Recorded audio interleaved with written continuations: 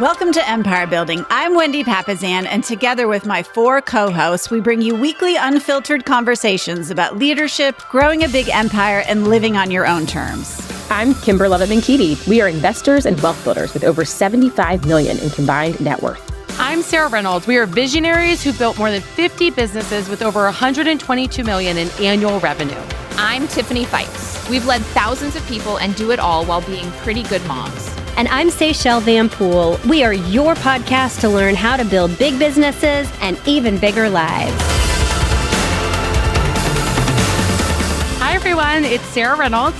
And Seychelle Van Poole. And we're here with you today on another version of Empire Building. And we're excited because today we're going to talk about being the authority on who you want to attract in your business. And really, let's just be real, right? Being the authority on who you want to attract in your life overall.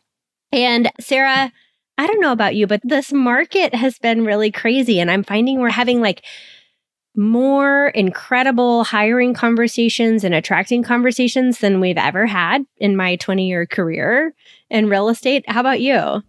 Yeah, for sure. There's definitely a higher sense of conversations in terms of more people realizing that it's really hard to do this by yourself. Yes, it's so lonely. Both of us did this with our moms originally, and we've actually never done it by ourselves. And I prefer doing business with other people. And so now so many people are figuring that out. Like, why am I continuing to do this on my own? I want to join a team. I want to be part of something bigger. I want to be part of a bigger mission. That's definitely happening across the board. Now, equal to that, I would say a lot of people are deciding the real estate industry is not for them. Yes, we're seeing that too. And I do think it's more fun doing it together. I think collaboration is something that's really amazing. That's why I was even an advertising major and a film major before getting into real estate. Was I liked the collaboration of a team environment. I just think there's more people that are smarter than I am in a bunch of different parts of the process of business, whether it's the creative side of radio, television, film, and advertising, or whether it's the creative and business side of real estate. But I think you and I both have always had that in common. And so I'm excited today for us to talk about attracting talent in your world and maybe why people aren't being attracted to you right now if you're not having these conversations, because this is something that is so crucial to your future. Yes. If you turn around and look at the 5 people closest to you in any area of your life, whether it is spirituality, business, wealth, health, whatever that is, if you turn around and look at the people closest to you, it's a really good chance you're going to look a lot like them as far as what your world feels like or is. And so this is an opportunity for you to level up your game and for you to attract some world-class talent. And I'm so excited because today we're going to dive into 5 key things you absolutely need to know to attract world-class talent into your world. And it could be even the 5 reasons why world-class talent is not getting into business with you. Love it. So let's get started. Okay, the number one thing that you need to do to attract talent, and honestly, the talent that you want, is first and foremost, you want to become the confident leader to attract world-class talent.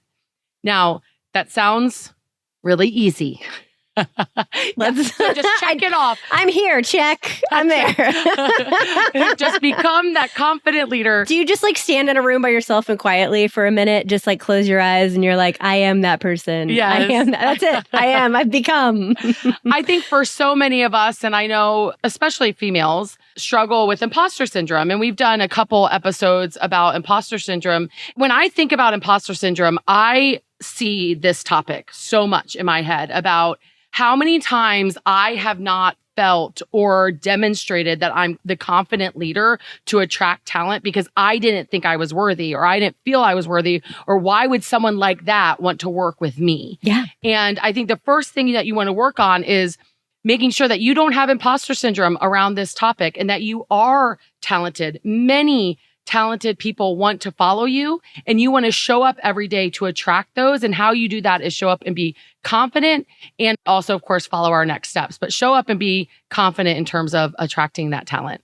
And sometimes when you're like a giant party of one trying to build your organization, you're faking that confidence a little bit. Yes. And I just want to give all of you permission, if you're listening to this and you are a party of 1 or 2 right now and you're working to grow to a bigger world, it is okay to fake it until you make it a little bit on that confidence, because it comes as you gain experience and as you fail forward and as you grow and you get bumps and bruises. And I think about now being in my 40s, which I am loving, by the way. 40s are so awesome. Yes. And I think about back to my 20s and growing and leading for the first time, and stuff just rolls off my shoulders now and like it doesn't ruffle me in the same way as I lost sleep in my 20s. But the only way you get there is through going through it. Yep. You're never going to have arrived confidently to build. You just have to start doing it. So fake it till you make it if you're not there yet. Yeah. And I think sometimes too, like fake the confidence, like in knowing that you need them. Yes. Like I think that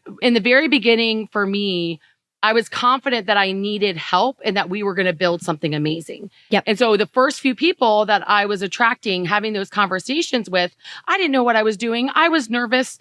There was a young girl in my office and she wanted to join me as my buyer's agent. I didn't have any training program. I didn't have a lot figured out. All I knew is that I was confident we could do big things together. And so like making sure that that's in your messaging of like, I'm confident that together we can build something amazing. Would you like to come join me on the mission of building something big together? And being confident that you can do more things together, I think is critical. I love that.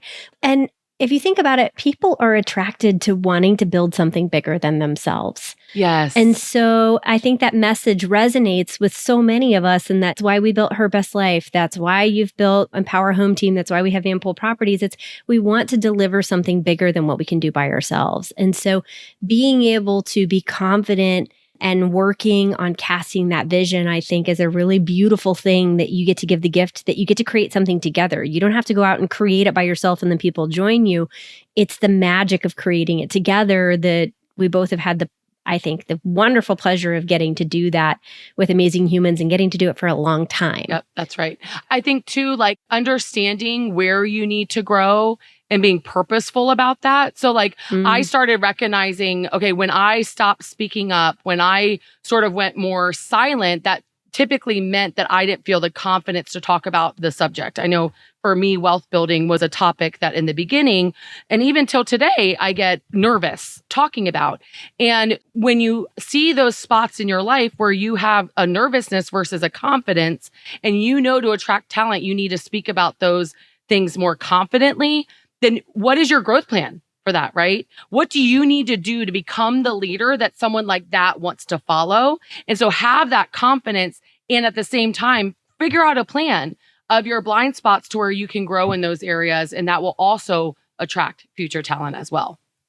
I love that. Well, and that leads really into the second part of building, right, and attracting talent is defining your value proposition. And I'm going to tell you right now, defining your value proposition is an ongoing process. It's never going to be you created one document and it's forever done. And so when you're first starting out, your value might look really different than now 20 years in as an organization, what your value might look at. And so when we first started out, the value that we were delivering was on the promises we make to our clients. It was the level of service that we provide. It was our way of doing business that we could teach someone. When you're a small organization, we would saddle people up next to our hip and have side-by-side hands-on training that was a huge value proposition for somebody new in the business or somebody who wasn't succeeding at a higher level because they got access. That when you're a really, really, really huge organization, your value proposition looks different, right? You then have proven tools and systems and models, and we'll talk about all those things. But when you're small, the value really is access and behind the curtain. And that was one of the things that Barb did with me that was so amazing when we were tiny is I just sat back to back with her for 6 months. Yep. We did every appointment together. And I was like, oh, that's how you do it. Okay, great. I can do that, right? You modeled this for me. I can do that. So when you're small, your value proposition looks different. When you're bigger, we had this really cool experience this year that we hired a director of sales for the first time in a long time. And she came into our organization with 14 years of experience in other businesses. And what was really cool is she started taking a look at our value proposition that we have, which is our list of all the things that our team members, right, get access to, whether it's systems or tools or marketing or right, all these different things, and you put a value to that. And she started looking at it and she goes, you know, one of the things that you guys take for granted that isn't on this list, that's like one of, to me, the biggest things, is the power of how cohesive and amazing your operations team is. You've listed all the systems and tools and marketing and things they get access to, but you're missing, in my opinion, now having experiences as an agent myself on your team, because she did a couple of deals to kind of see how the process went. She goes, your ops team is one of the best ops teams I've ever encountered in my entire life. And they've been together forever. And the cohesion of that is so hard to put a price on because nobody else gets that. It was so neat to see somebody else's perspective. And it made me think about, as we were prepping for this episode today, of like sitting down with somebody outside of your business, but maybe in the same industry, and telling them about what you want to provide or telling them about what you give. They may have added perspective for you that's really important for you to hear. Love it. So, I mean, it goes with, they get you. Mm-hmm. They get the vision of doing something bigger together. And then what else do they get in terms of helping them accomplish their goals is what Seychelle's saying. So what value do you have to offer, right? So both Say and I's businesses grew on a book called Millionaire Real Estate Agent. It's an awesome book that has systems and models about how to build a big real estate business. And in it, and something that I have really followed, and I'm a really big proponent of this and talk about it a lot, is in the book, it says, you want to grow with an overflow of leads, an overflow of business.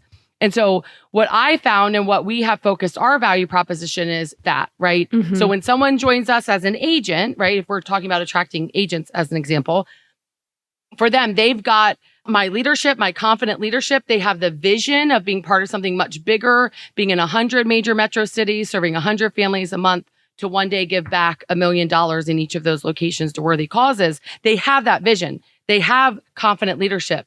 But of course, the next thing they're going to ask is, okay, that's awesome. Like, I want to be part of that. What else do I get to help me with my goals, with where I want to go in life, right?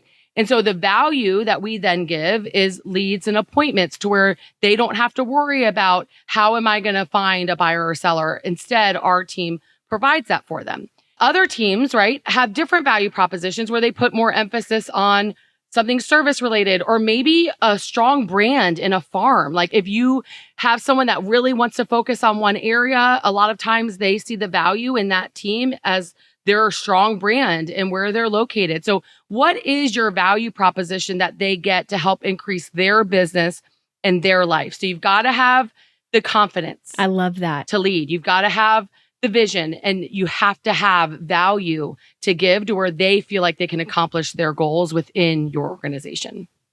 That's awesome. Okay, let's see. We are on, I think, Number three, culture. Oh my goodness. You want to evaluate your culture because so many times people make a decision, not just about who you are, but who they see your world to be, meaning the culture of your team, the culture of your business, the culture of your organization is so critical. And so is your culture welcoming? Yeah. Right? When they're looking at your team, at your business, are they saying, okay, I see a confident leader, I see a vision, I see value for me, but do I want to work with all of those people and what they represent? Mm-hmm. Right? We have been navigating some things culturally right now in terms of, we had a couple people that have wanted to come back. So we're in an interesting season. I know Say mentioned in the beginning, having a lot of people that are reaching out and attracting talent and having conversations right now is somewhat easier, I would say, because we're definitely seeing that a team is outperforming individuals right now. Okay, so that's happening. But then right now what's happening is I'm having a lot of team members that we let go of, or they chose to leave, contact me asking to come back.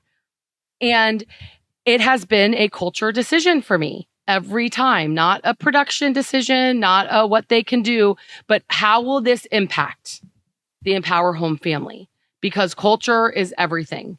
And so what do you need to do to your culture to make sure that you are one to attract talent is critical to be looking at. Well, I think it's so important when you're talking about previous team members as well. As a leader, there's two key components when someone leaves an organization.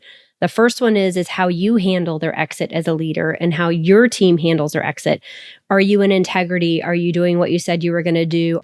I would say with the golden rule, like, oftentimes we have the opportunity to give somebody a jab on the way out the door, but you never take it. Yes. Like, never take it. Like, always take the high road, always treat them the way you would want to be treated. And It can be so tempting when someone is crappy to you on the way out the door to want to just put a jab in there. But what's important is that your team that's staying is watching how you're treating them.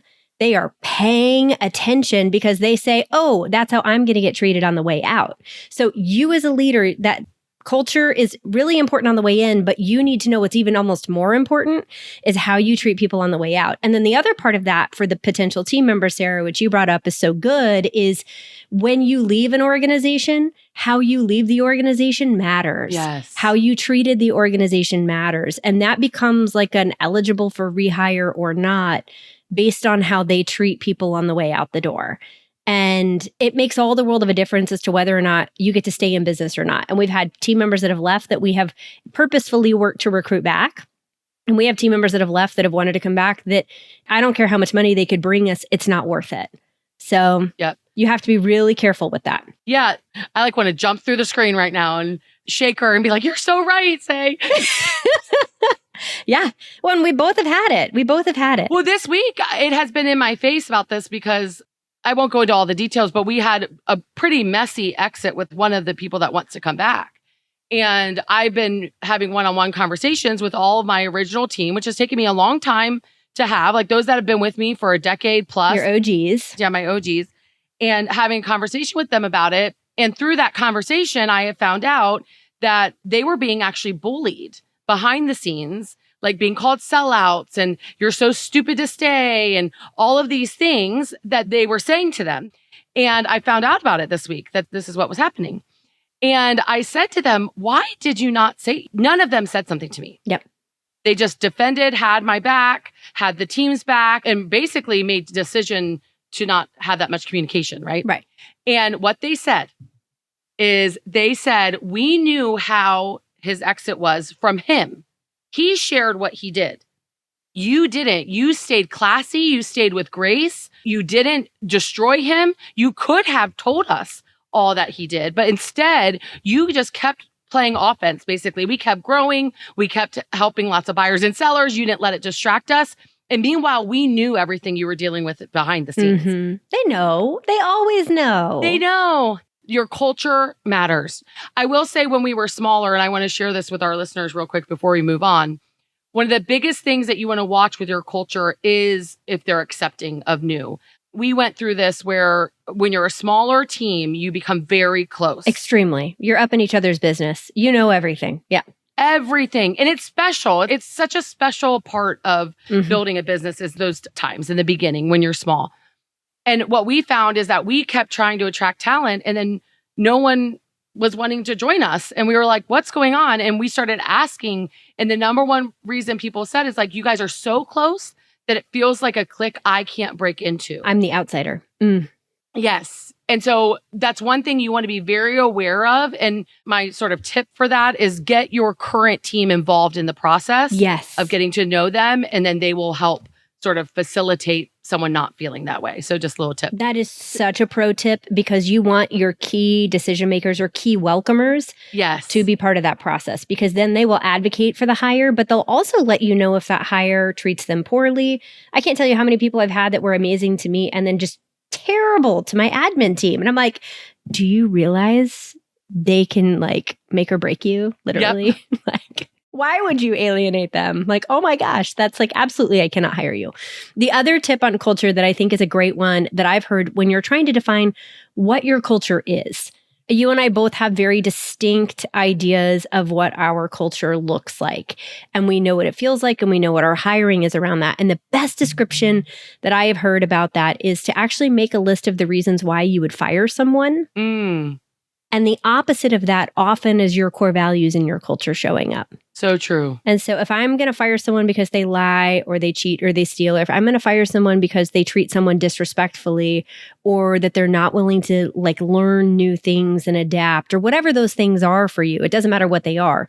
But you make a list of why would I fire someone? Oftentimes the opposite of that are your values and what your culture needs to look like to attract the right people. So just pay attention to that too. If you're trying to figure out what that looks like, that's a good place to start. Love it. So then number 4, this one's a fun one. This is determining who you're missing in your world and the job descriptions for those talented people.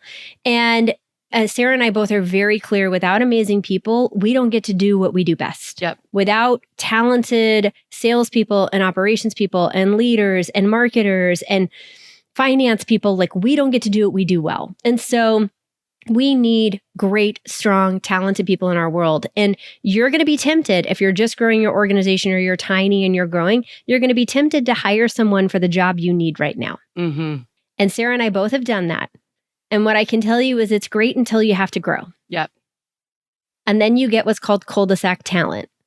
And the cul-de-sac talent then doesn't ever want to leave that role or that job. And then you have to hire above and around and to the side and in front and in back of them, because they're great for that one specific piece of that job. But as the job grows and the business grows and the roles grow, you got to make sure you're hiring for someone that can grow with you.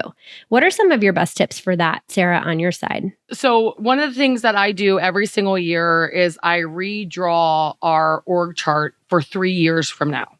Okay. And this has been honestly my number one tip for attracting talent is this. Okay. Because what I do is I have what our team currently looks like this. And I started this in 2017, I think. And then I drew out the future vision of this is what the company, this is what our team will look like in 3 years.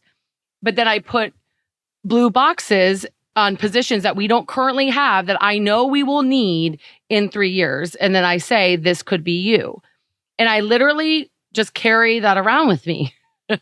And when I meet someone that's talented, and if I have a chance to get to know them, to talk with them, many times I will pull it up and I'll talk about like, this is what the mission of Empower Home is. And these are the roles I see. Just want to get your feedback on it. What do you think? Because a lot of times I'm talking to people that are 10 times better than me. And so I want to pick their brain about what they think about our future vision, our future org chart, our future positions that we will have available. And through that, it's actually opened up so many conversations that I would have never had if I didn't have it already set. And so find, where will you want to be in 3 years? Where will you want to be in 5 years? What roles will be available in your company, in your empire, in those amount of years? And then write them out, give them that job description and write out what you're looking for in that position. I mean, that's actually how I got into a relationship with our chief growth officer, is that I was not interviewing him. I was actually talking to him and his wife about starting our mortgage company with us. And I hadn't even met him. And we had just done our vision for 3 years from now, and on it had director of expansion. And we weren't supposed to hire our director of expansion until 2023. Okay, so last year. And we met him and we showed him our vision, showed him the role, and we both felt like he was the right person. And so we ended up fast tracking our growth a little bit because we made the decision to hire ahead of time. But I would have never even been able to do that had I have not taken the time to write out what are the roles that I will need to fill in the future, and then keeping my eye out for people that fit those job descriptions as I'm talking to others.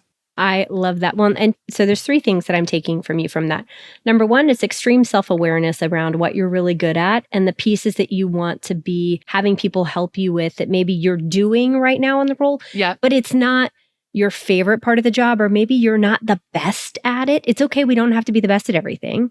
So you may not be the best at it, but you have the self-awareness to say, what do I love doing? What am I maybe doing that I'm not the best at? And then the third part is you really have leaned into understanding what are my strengths? Where do I need to be in my strength zone? And who am I missing that can help me stay in my best spot? And I can put them in their best spot. And because you had awareness around that, that allowed you to create the org chart, that allowed you to then create your who's, but it really started with the who was you and knowing yourself to then be able to push yourself to other areas. And I know an assessment you've actually turned me on to. Yes. It's called the Strengths Finders Assessment by Gallup, and one of our good friends, amazing, Anna Kruger, actually does training on that. So shout out to Anna Kruger. If you don't know her and you want to learn more about that, she's phenomenal. But that whole part of that process was knowing thyself, so then you could know who you needed in others. And so I love that you just modeled that in a really big way. But if I were to break it down, that's kind of how I would break that piece down. before we move to number 5, I have one other thing I'd love to add on here, Sarah, which is if you're a party of 1 or 2 right now, or maybe even 3, and you're like an awesome little 3-man wolf pack and you're looking to grow, chances are that you're needing to write job descriptions for the next hire or the next 1 or 2 hires. And that can be really challenging when you're juggling everything else at that point because it feels heavy and you're doing all the things all at once all the time. So do you have advice for someone writing their next job description or 2, or they're defining their next role or 2 for who they're missing to be able to take that? Yeah, well, my first piece of advice is join her Best Life Empire Circle. But I'm sure some of our listeners are like, okay, Sarah. Well, the reason I'm saying that is because that's actually been one of the biggest benefits that we didn't even know was going to happen that is happening. Like, there's constant sharing of job descriptions, org charts, processes, and the businesses in Empire Circle are just growing much faster because of it. But before we had Empire Circle, my number one piece of advice is to have 1 to 2 hours of complete white space and to put yourself in a room and say, if I were to do that job and only do that job, what would I do? How would I do it? And I found that when I asked myself that question, man, my brain goes crazy about, okay, this is what they would need to do day to day. This is their demeanor that I'm looking for. This is the strengths that I think this position needs. This is the conversation background that they need to have in terms of scripting or whatever it might be. When you put yourself in a place, because a lot of times we mix jobs with what we're currently doing. And it can get really confusing to create that new job description. But when we put ourselves in a place where if this is the only thing I was doing, because many times as the entrepreneur, as the leader, as the CEO of your business, many times if you had to, you could do every role in the building. That doesn't mean you want to. You can. Doesn't mean you're going to do them all well, but you can. Yeah, and you will. I mean, that's the funny thing about owning a business, right? You have to be the janitor at times and also get up on big stages in front of 10,000 people at times. That's right. And so you get it all. And so, but putting yourself in a room where you can really focus on what would you do if you were doing this job full time and you had no other responsibilities but this one role, what would you be holding yourself accountable to? What kind of results would you be expecting? And write it all out. And then that's the start of the job description. And then really get in rooms and ask around, like, who has that role? What successes have you had? I mean, when you were hiring your new sales director, like we had multiple conversations, Say and I, because she knew we went through some comp planning hell. Yeah, you really helped give us some models. And I had done it once before and we had a really good person in that role and I wanted to take it and improve it. And I knew you had iterated it multiple times. So you were so gracious. We picked up the phone and said, hey, these are what I'm thinking. What am I missing? Like others have lived before you. Don't feel like you have to do this in a vacuum. And I think that's what Sarah was saying with Empire Circle is so special is you're not in a vacuum. Yeah. You have a huge group that's picking and lifting you up. And that. So love it. I love that. Okay. So number 1, you want to be the confident leader with an awesome vision. Number 2, you want to define your value proposition. Number 3, you want to evaluate your culture in your organization. Number 4, you want to determine the who in the job descriptions for talent. And then number 5 is that you want to build systems around hiring to create a talent funnel. And this has been my big aha over the last year is, I am a systems and processes queen when it comes to attracting buyers and sellers. I'm talking, we don't let one family fall through the cracks, okay? Lots of systems, but we did not have a process, a duplicatable system for attracting talent. And we failed in this area. And this is a big one for me right now. And I wish I would have done it when we were smaller. It would have been way easier. But you want to create a system that you can literally have a funnel of talent that you can attract. And there are different ways to do that. And depending on which route you're wanting to go in terms of the type of people you're going after or wanting to attract, right? You're going to look at different ways to do it. And so there's multiple ways, but what you do want to have is make sure that you have a system and a process around attracting talent and a funnel to do that. And a couple of hacks if you're creating a system from scratch is even just the simplicity of putting ads out there and doing A/B testing, right? Like if you're putting something out there on Indeed or Wise Hire or LinkedIn, put 2 ads out there with 2 different types of job descriptions and see which one works better and tweak and change it. The same of with some of the systems, Not every applicant is created equal. No. Like, have some things that weed them out to save you time. Yep. Right? Like, we have them watch a video or send in a disc assessment or do something when they're applying. So I know which ones are just the spammers that are emailing everyone and which ones actually saw our job description and thought, oh, that one really resonates with me. Another one that you and I both have is like, in the job description, put words that are important to you. Put values that are important to you. We are not pizza. Not everyone is going to love you. And so we hire 1 out of every 25 applicants. Yep. I don't need everyone. I need the small select few that are going to be awesome.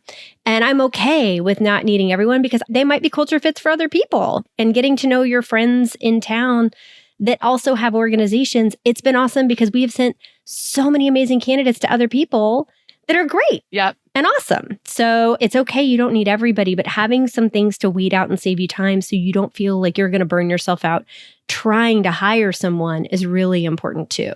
So good, Say. I think to piggyback on that is like a couple examples of that, right? Is like if you're hiring a more operational person, you're looking to attract someone operationally, like that rock star that's going to be your partner in operations as you grow.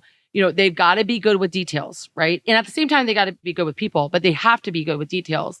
And so having sort of details built into your process to where if they don't do one of the details right, you know, okay, that's how they're showing up. So I always have for any ops role, there's always a specific subject line that they need to put. And if they don't put the specific subject line, that means they didn't read all the instructions, and that's probably not best for that role. Now, I would probably never do that for an agent, for a realtor, because they don't like reading instructions, and I need to make sure that they're good with people. So with that, they send us a video. We want to see them. We want to hear their voice. We want to see how they present themselves because they're going to be out there representing our company at families' kitchen tables.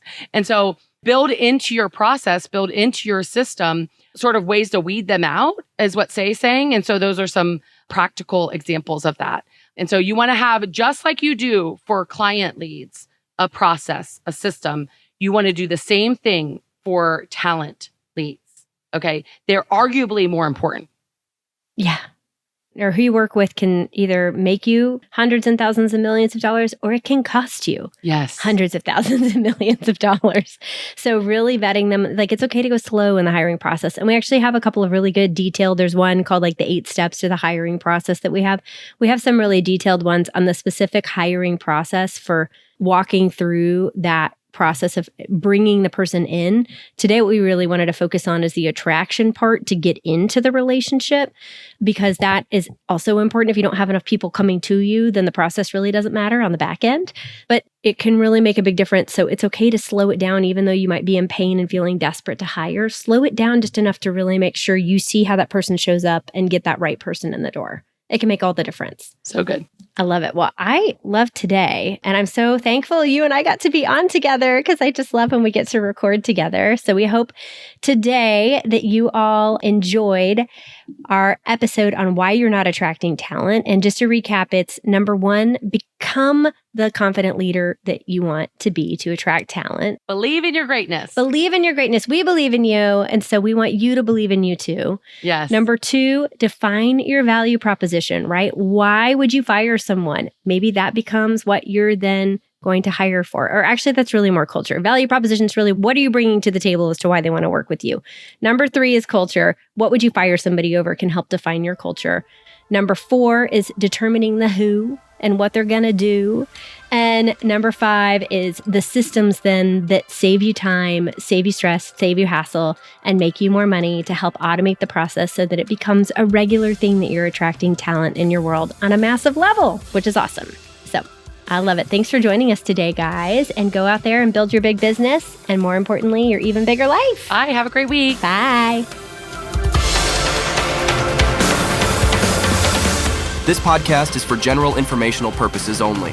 The views, thoughts, and opinions of the guest represent those of the guest and not KWRI and its affiliates, and should not be construed as financial, economic, legal, tax, or other advice. This podcast is provided without any warranty or guarantee of its accuracy, completeness, timeliness, or results from using the information.